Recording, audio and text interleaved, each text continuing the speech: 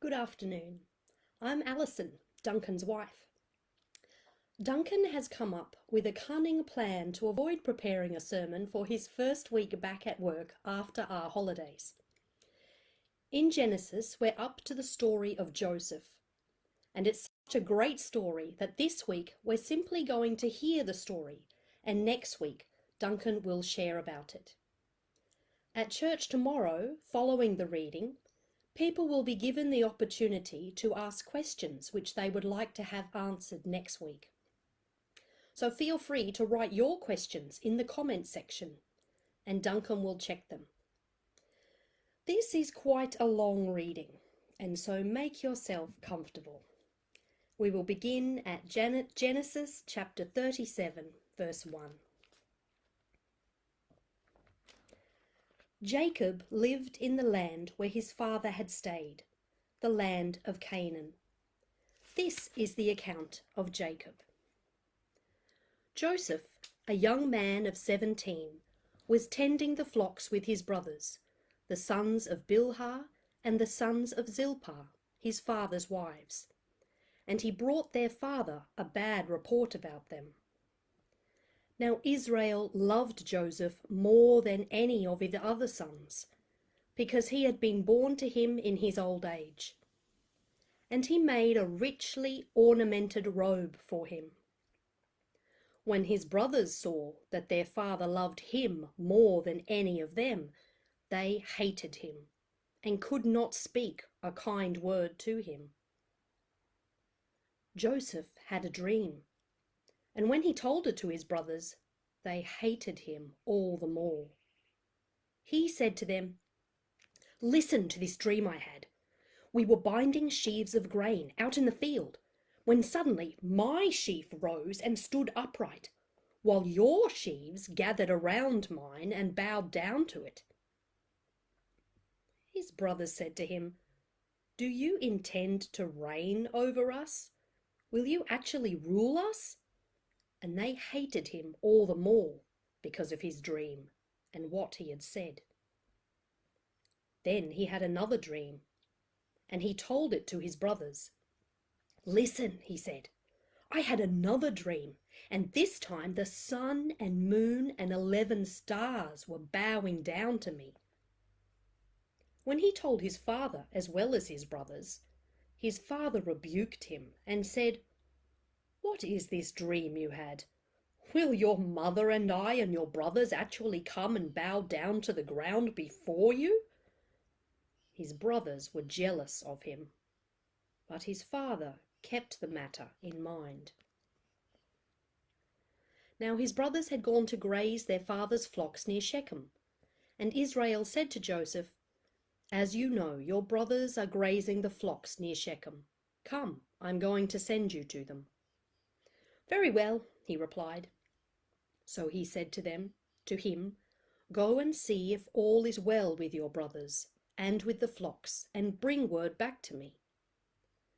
Then he sent him off from the valley of Hebron. When Joseph arrived at Shechem, a man found him wandering around in the fields and asked him, "What are you looking for?" He replied, "I'm looking for my brothers. Can you tell me where they are grazing their flocks?" "They have moved on from here," the man said. "I heard them say, 'Let's go to Dothan.'" So Joseph went after his brothers and found them near Dothan. But they saw him in the distance, and before he reached them, they plotted to kill him. "Here comes that dreamer," they said to each other. "Come now, let's kill him and throw him into one of these cisterns, and say that a ferocious animal devoured him. Then we'll see what comes of his dreams." When Reuben heard this, he tried to rescue him from their hands. "Let's not take his life," he said. "Don't shed any blood. Or throw him into this cistern here in the desert, but don't lay a hand on him." Reuben said this to rescue him from them and take him back to his father. So when Joseph came to his brothers, they stripped him of his robe, the richly ornamented robe he was wearing. and they took him and threw him into the cistern. Now the cistern was empty, there was no water in it. As they sat down to eat their meal, they looked up and saw a caravan of Ishmaelites coming from Gilead. Their camels were loaded with spices, balm, and myrrh, and they were on their way to take them down to Egypt. Judah said to his brothers, "What will we gain if we kill our brother and cover up his blood?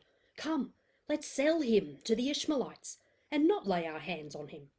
After all, he is our brother, our own flesh and blood." The brothers agreed. So when the Midianite merchants came by, his brothers pulled Joseph up out of the cistern and sold him for 20 shekels of silver to the Ishmaelites, who took him to Egypt. When Reuben returned to the cistern and saw that Joseph was not there, he tore his clothes. He went back to his brothers and said, "The boy isn't there. Where can I turn now?" Then they got Joseph's robe, slaughtered a goat, and dipped the robe in the blood. They took the ornamented robe back to their father and said, "We found this. Examine it to see whether it is your son's robe." He recognized it and said, "It is my son's robe. Some ferocious animal has devoured him. Joseph has surely been torn to pieces." Then Jacob tore his clothes and put on sackcloth and mourned for his sons many days. All his sons and daughters came to comfort him, but he refused to be comforted. "No," he said, "in mourning will I go down to the grave to my son." So his father wept for him. Meanwhile, the Midianites sold Joseph in Egypt to Potiphar, one of Joseph's officials, the captain of the guard. Now over to chapter 39. Now Joseph had been taken down to Egypt. Potiphar, an Egyptian who was one of Pharaoh's officials, the captain of the guard, bought him from the Ishmaelites who had taken him there. The Lord was with Joseph, and he prospered, and he lived in the house of his Egyptian master. When his master saw that the Lord was with him, and that the Lord gave him success in everything he did, Joseph found favor in his eyes and became his attendant. Potiphar put him in charge of his household, and he entrusted to his care everything he owned. From the time he put him in charge of his household and of all that he owed, the Lord blessed the household of the Egyptian because of Joseph. The blessing of the Lord was on everything Potiphar had, both in the house and in the field. So he left in Joseph's care everything he had. With Joseph in charge, he did not concern himself with anything except the food he ate. Now Joseph was well built and handsome, and after a while his master's wife took notice of Joseph and said, "Come to bed with me." But he refused. "With me in charge," he told her, "my master does not concern himself with anything in the house. Everything he owns he has entrusted to my care. No one is greater in this house than I am. My master has withheld nothing from me except you, because you are his wife. How then could I do such a wicked thing and sin against God?" And though she spoke to Joseph day after day, he refused to go to bed with her or even be with her. One day he went into the house to attend to his duties, and none of the household servants was inside. She caught him by his cloak and said, "Come to bed with me." But he left his cloak in her hand and ran out of the house. When she saw that he had left his cloak in her hand and had run out of the house, she called her household servants. "Look," she said to them, "this Hebrew has been brought to us to make sport of us. He came in here to sleep with me, but I screamed. When he heard me scream for help, he left his cloak beside me and ran out of the house." She kept his cloak beside her until his master came home. Then she told him this story. "That Hebrew slave you brought us came to me to make sport of me, but as soon as I screamed for help, he left his cloak beside me and ran out of the house." When his master heard the story his wife told him, saying, "This is how your slave treated me," he burned with anger. Joseph's master took him and put him in prison, the place where the king's prisoners were confined. But while Joseph was in the prison, the Lord was with him. He showed him kindness and granted him favor in the eyes of the prison warden. So the warden put Joseph in charge of all those held in the prison, and he was made responsible for all that was done there. The warden paid no attention to anything under Joseph's care, because the Lord was with Joseph and gave him success in whatever he did. Some time later, the cupbearer and the baker of the king of Egypt offended their master, the king of Egypt. Pharaoh was angry with his two officials, the chief cupbearer and the chief baker, and put them in custody in the house of the captain of the guard, in the same prison where Joseph was confined. The captain of the guard assigned them to Joseph, and he attended them. After they'd been in custody for some time, each of the two men, the cupbearer and the baker of the king of Egypt, who were being held in prison, had a dream the same night, and each dream had a meaning of its own. When Joseph came to them the next morning, he saw that they were dejected. So he asked Pharaoh's officials who were in custody with him in his master's house, "Why are your faces so sad today?" "We both had dreams," they answered, "but there is no one to interpret them." Then Joseph said to them, "Do not interpretations belong to God? Tell me your dreams." So the chief cupbearer told Joseph his dream. He said to him, "In my dream, I saw a vine in front of me, and on the vine were 3 branches. As soon as it budded, it blossomed, and its clusters ripened into grapes. Pharaoh's cup was in my hand, and I took the grapes, squeezed them into Pharaoh's cup, and put the cup in his hand." "This is what it means," Joseph said to him. "The 3 branches are 3 days. Within 3 days, Pharaoh will lift up your head and restore you to your position, and you will put Pharaoh's cup in his hand, just as you used to do when you were his cupbearer. But when all goes well with you, remember me and show me kindness. Mention me to Pharaoh and get me out of this prison. For I was forcibly carried off from the land of the Hebrews, and even here I have done nothing to deserve being put in a dungeon." When the chief baker saw that Joseph had given a favorable interpretation, he said to Joseph, "I too had a dream. On my head were 3 baskets of bread. In the top basket were all kinds of baked goods for Pharaoh, but the birds were eating them out of the basket on my head." "This is what it means," Joseph said. "The 3 baskets are 3 days. Within 3 days, Pharaoh will lift off your head and hang you on a tree, and the birds will eat away your flesh."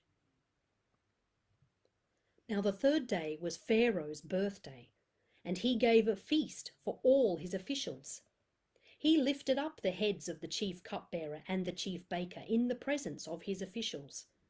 He restored the chief cupbearer to his position, so that once again he put the cup into Pharaoh's hand. But he hanged the chief baker, just as Joseph had said to them in his interpretation. The chief cupbearer, however, did not remember Joseph. He forgot him. When 2 full years had passed, Pharaoh had a dream. Over to verse 8. In the morning his mind was troubled, so he sent for all the magicians and wise men of Egypt. Pharaoh told them his dreams, but no one could interpret them for him. Then the chief cupbearer said to Pharaoh, "Today I am reminded of my shortcomings. Pharaoh was once angry with his servants, and he imprisoned me and the chief baker in the house of the captain of the guard. Each of us had a dream the same night, and each dream had a meaning of its own. Now a young Hebrew was there with us, a servant of the captain of the guard. We told him our dreams, and he interpreted them for us, giving each man the interpretation of his dream.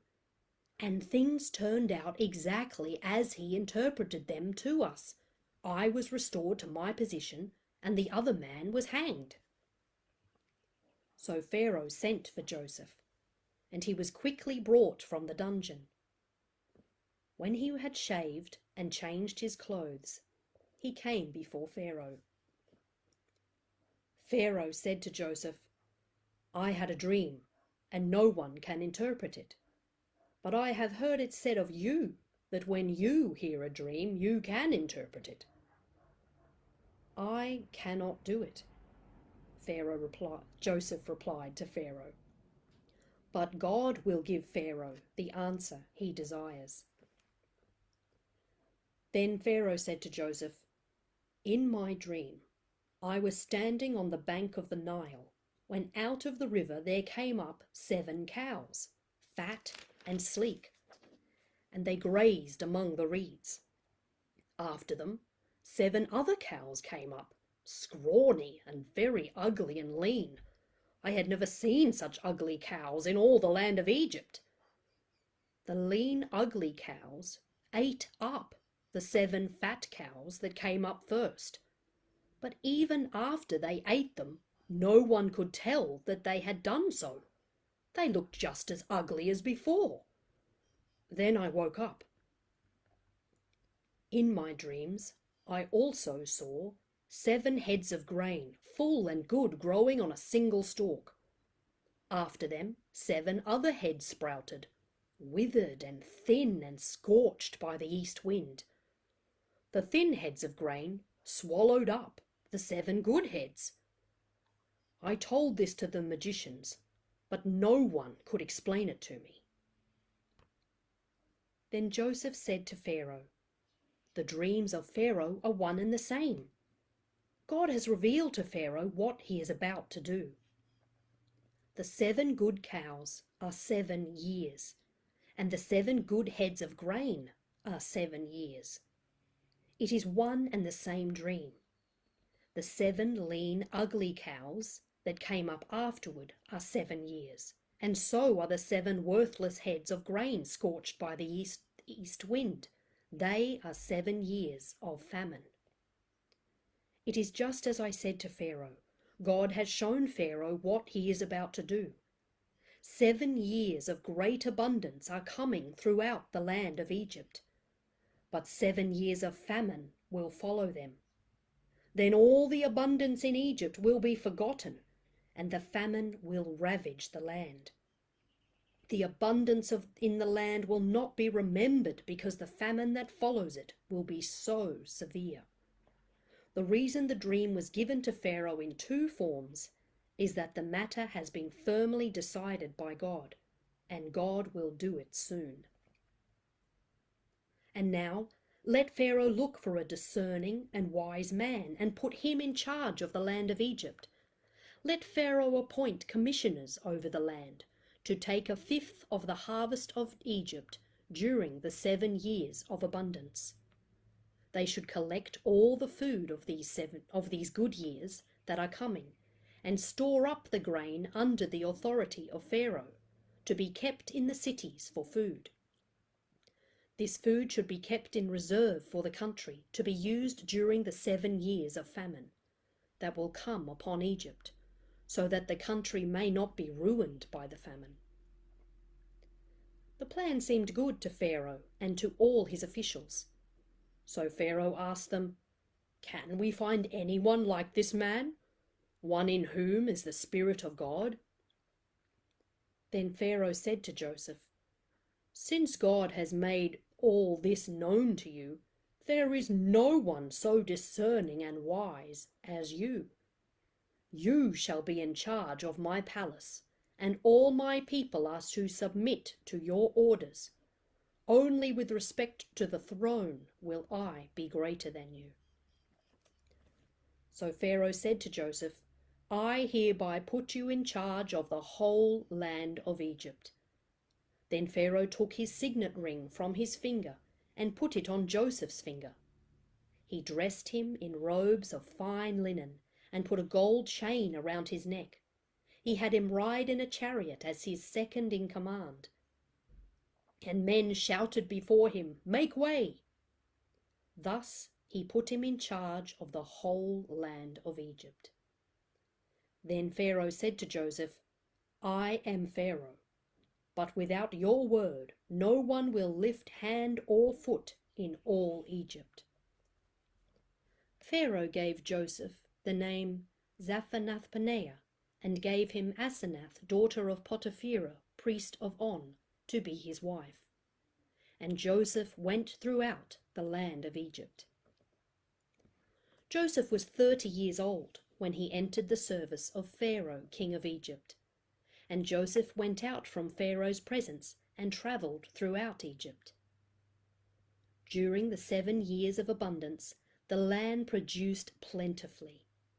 Joseph collected all the food produced in those 7 years of abundance in Egypt and stored it in the cities.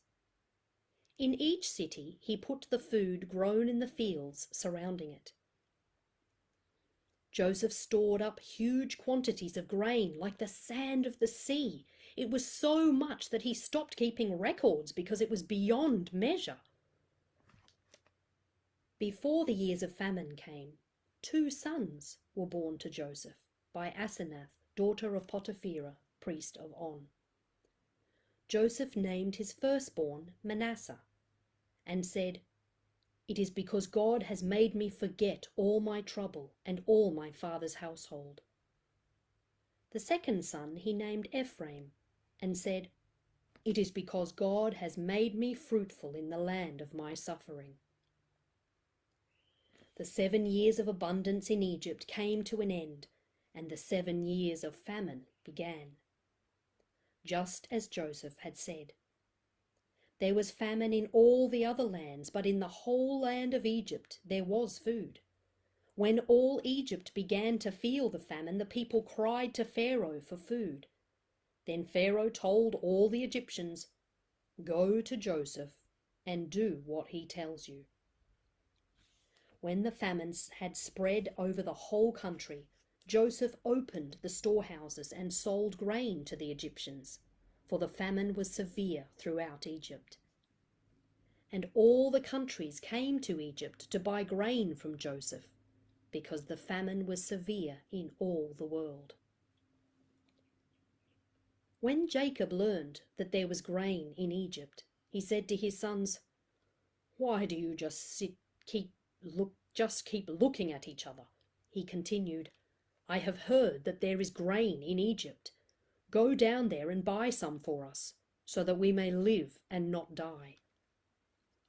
Then 10 of Joseph's brothers went down to buy grain from Egypt. But Jacob did not send Benjamin, Joseph's brother, with the others, because he was afraid that harm might come to him. So Israel's sons were among those who went to buy grain, for the famine was in the land of Canaan also.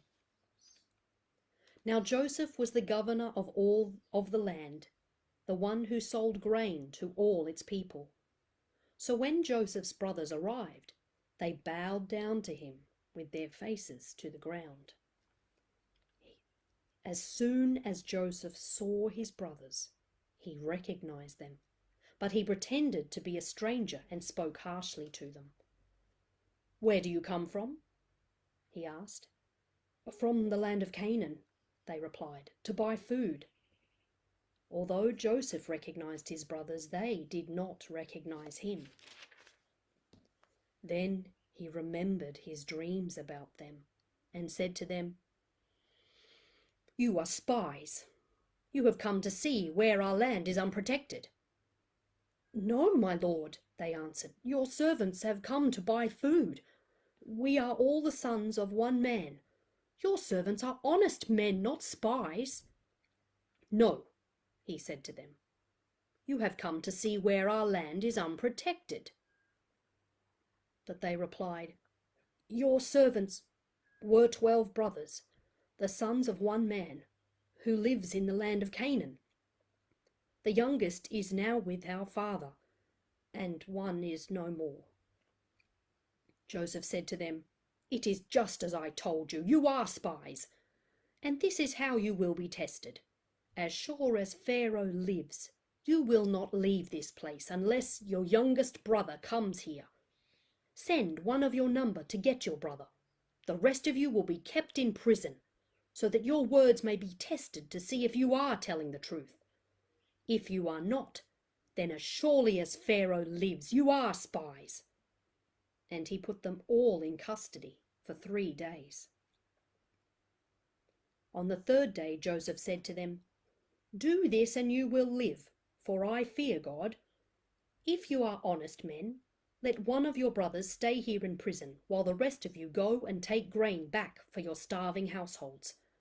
But you must bring your youngest brother to me, so that your words may be verified and that you may not die.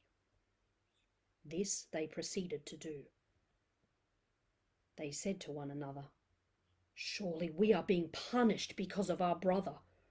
We saw how distressed he was when he pleaded with us for his life, but we would not listen.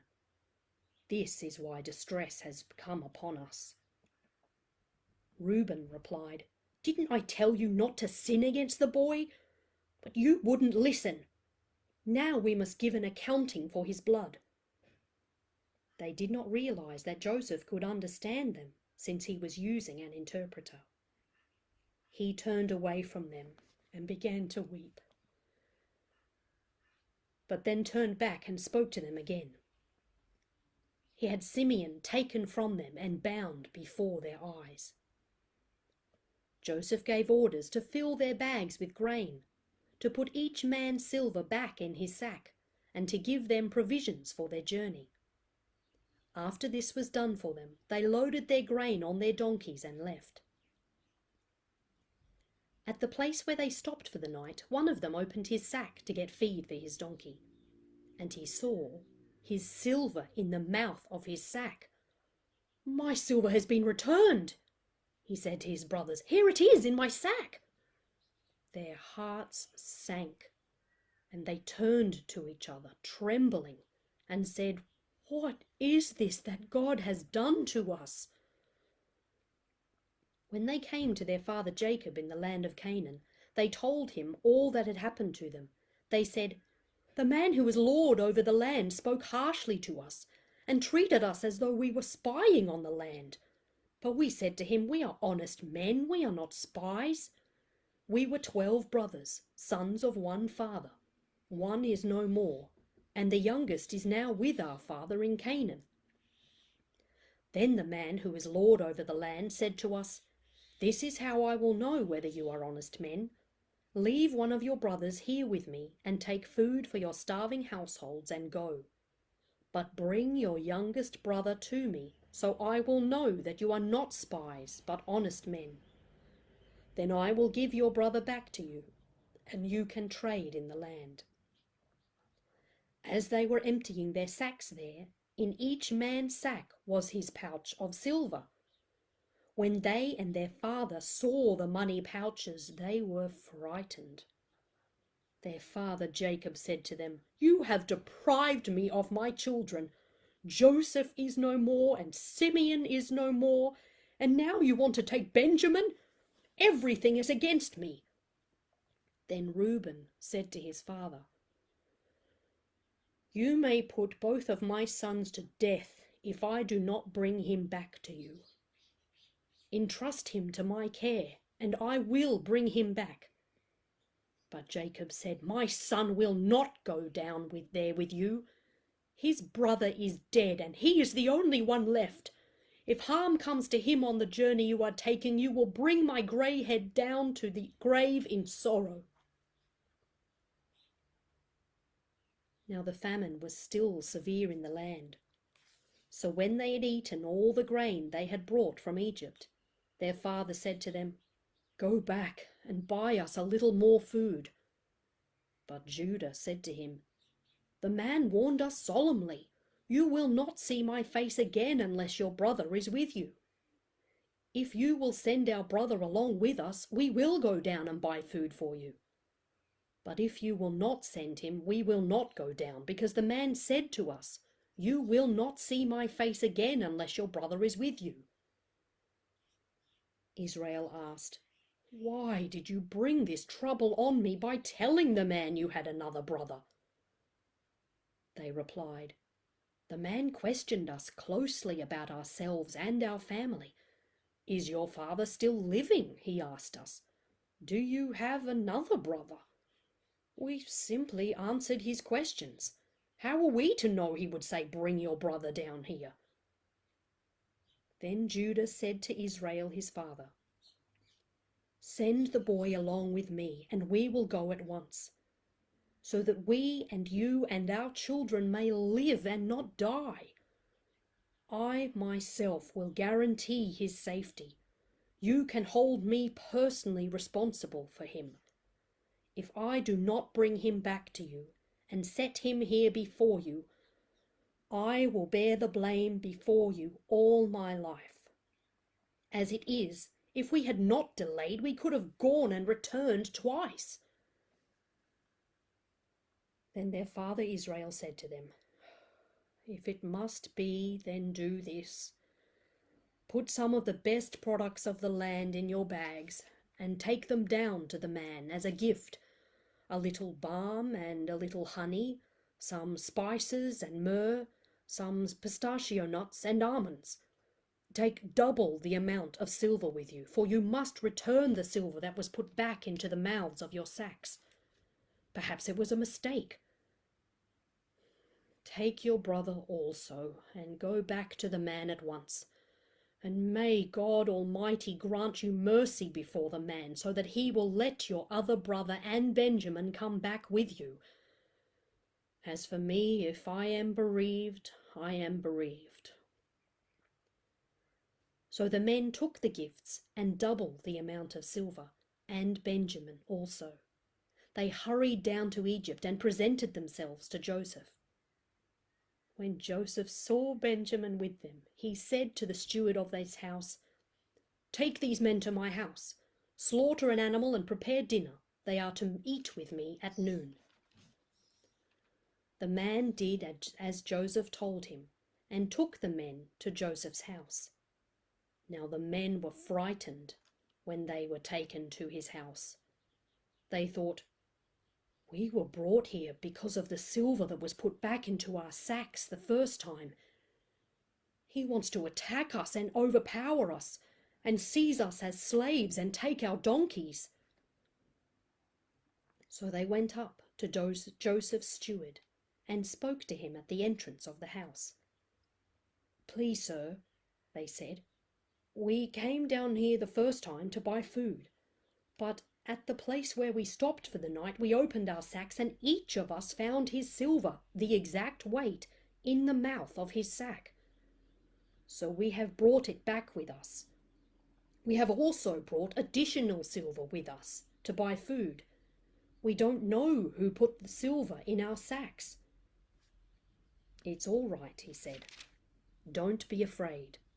Your God, the God of your father, has given you treasure in your sacks. I received your silver." Then he brought Simeon out to them.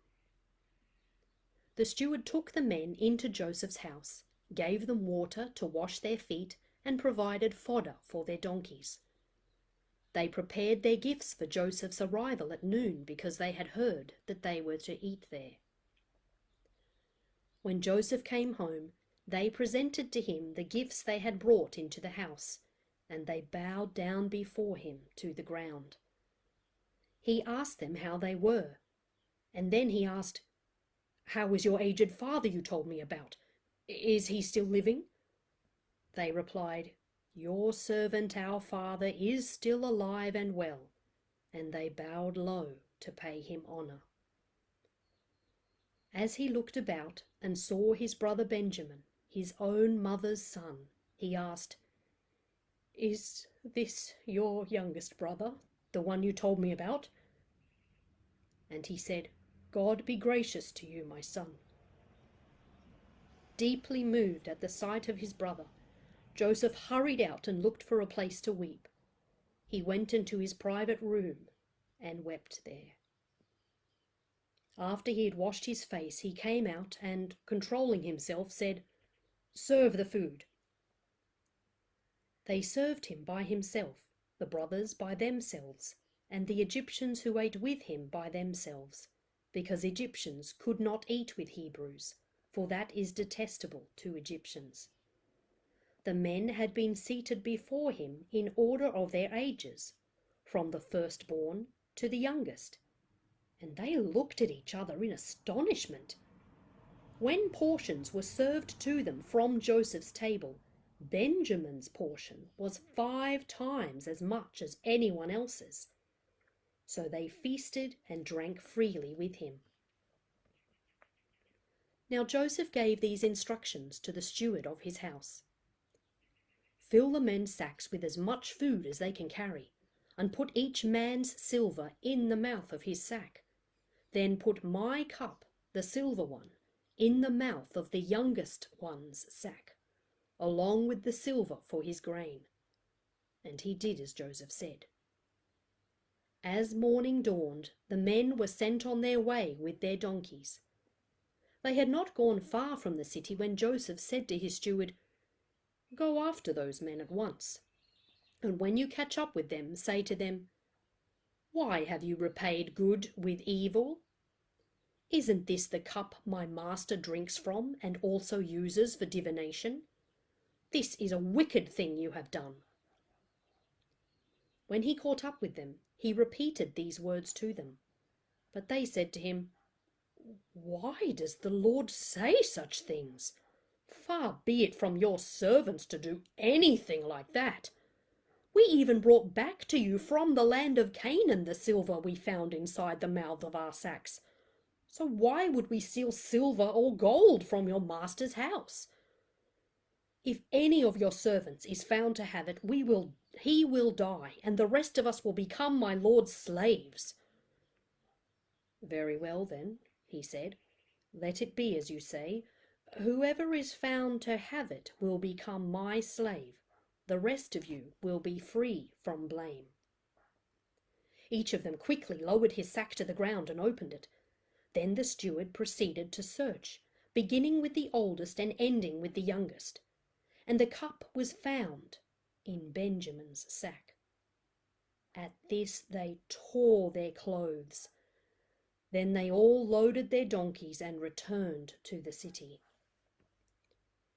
Joseph was still in the house when Judah and his brothers came in, and they threw themselves to the ground before him. Joseph said to them, "What is this you have done? Don't you know that a man like me can find things out by divination?" "What can we say to my lord?" Judah replied. "What can we say? How can we prove our innocence?" "God has uncovered your servant's guilt. We are now my lord's slaves, we ourselves and the one who was found to have the cup." But Joseph said, "Far be it from me to do such a thing. Only the man who was found to have the cup will become my slave. The rest of you, go back to your father in peace."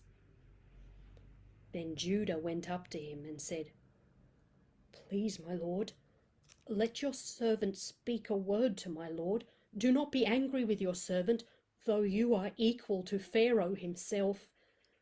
My lord asked his servants, 'Do you have a father or a brother?' And we answered, 'We have an aged father, and there is a young son born to him in his old age.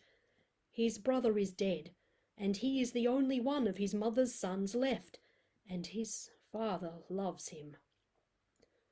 Then you said to your servants, 'Bring him down to me, so I can see him for myself, And we said to my lord, the boy cannot leave his father. If he leaves him, his father will die.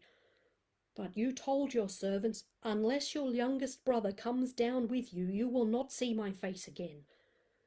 When we went back to your servant, my father, we told him what my lord had said.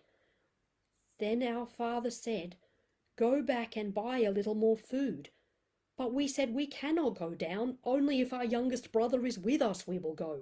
We cannot see the man's face unless our youngest brother is with us. Your servant, my father, said to us, you know that my wife bore me 2 sons. One of them went away from me, and I said, he has surely been torn to pieces, and I have not seen him since. If you take this one from me too, and harm comes to him, you will bring my grey head down to the grave in misery.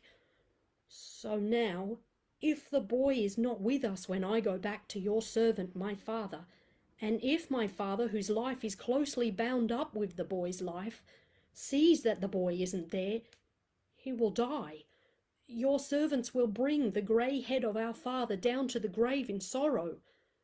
Your servant guaranteed the boy's safety to my father. I said, if I do not bring him back to you, I will bear the blame before you, my father, all my life. Now then, please let your servant remain here as my lord's slave, in place of the boy, and let the boy return with his brothers. How can I go back to my father if the boy is not with me? No, do not let me see the misery that would come upon my father. Then Joseph could no longer control himself before all his attendants. He cried out, have everyone leave my presence. So there was no one with Joseph when he made himself known to his brothers. And he wept so loudly that the Egyptians heard him, and Pharaoh's household heard about it. Joseph said to his brothers, I am Joseph. Is my father still living? But his brothers were not able to answer him because they were terrified at his presence. Then Joseph said to his brothers, come close to me. When they had done so, he said, I am your brother Joseph, the one you sold into Egypt.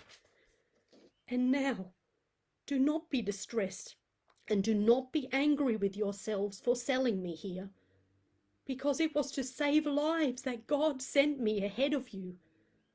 For 2 years now there has been a famine in the land, and for the next 5 years there will not be ploughing and reaping. But God sent me ahead of you to preserve for you a remnant on earth, and to save your lives by a great deliverance. So then, it was not you who sent me here, but God. He made me father to Pharaoh, lord of his entire household and ruler of all Egypt.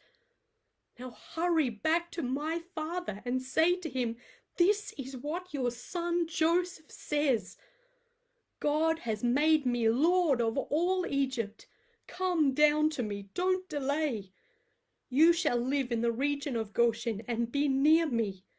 You, your children and grandchildren, your flocks and herds, and all you have. I will provide for you there, because 5 years of famine are still to come. Otherwise, you and your household and all who belong to you will become destitute. You can see for yourselves, and so can my brother Benjamin, that it really is I who am speaking to you.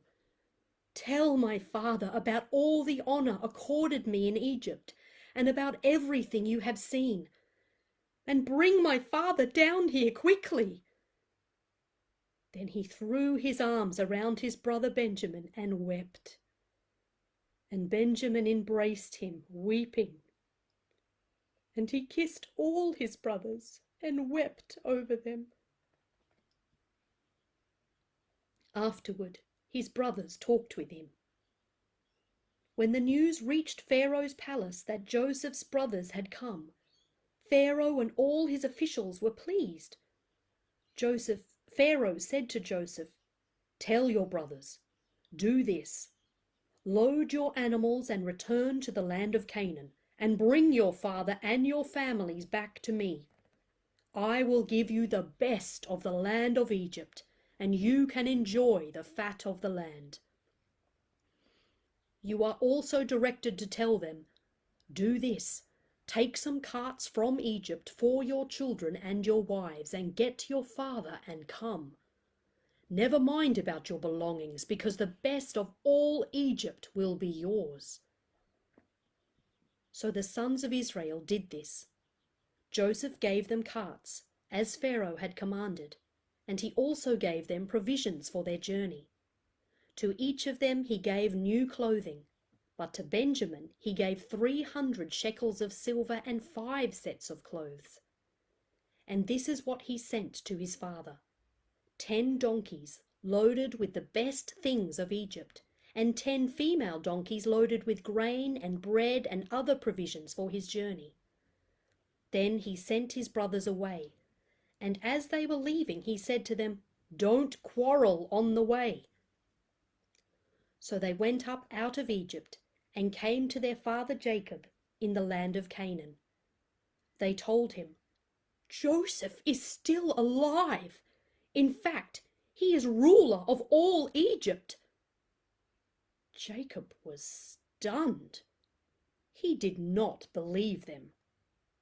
But when they told him everything Joseph had said to them, and when he saw the carts Joseph had sent to carry him back, the spirit of their father Jacob revived. And Israel said, "I am convinced my son Joseph is still alive. I will go and see him before I die." So Israel set out with all that was his, and when he reached Beersheba, he offered sacrifices to the God of his father Isaac.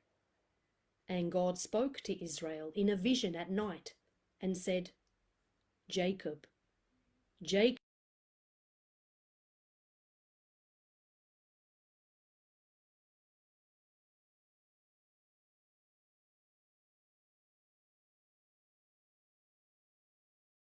Make you into a great nation there. I will go down to Egypt with you, and I will surely bring you back again, and Joseph's own hand will close your eyes. Then Jacob left Beersheba, and Israel's sons took their father Jacob and their children and their wives in the carts that Pharaoh had sent to transport them. They also took with them their livestock and the possessions they had acquired in Canaan. And Jacob and all his offspring went to Egypt. He took with him to Egypt his sons and grandsons, and his daughters and granddaughters, all his offspring. Over to verse 26. All those who went to Egypt with Jacob, those who were his direct descendants, not counting his sons' wives, numbered 26 persons, with the 2 sons who had been born to Joseph in Egypt, the members of Jacob's family, which went to Egypt, were 70 in all. Now Jacob sent Judah ahead of him to Joseph to get directions to Goshen. And when they arrived in the region of Goshen, Joseph had his chariot made ready and went to Goshen to meet his father Israel. As soon as Joseph appeared before him, he threw his arms around his father and wept for a long time.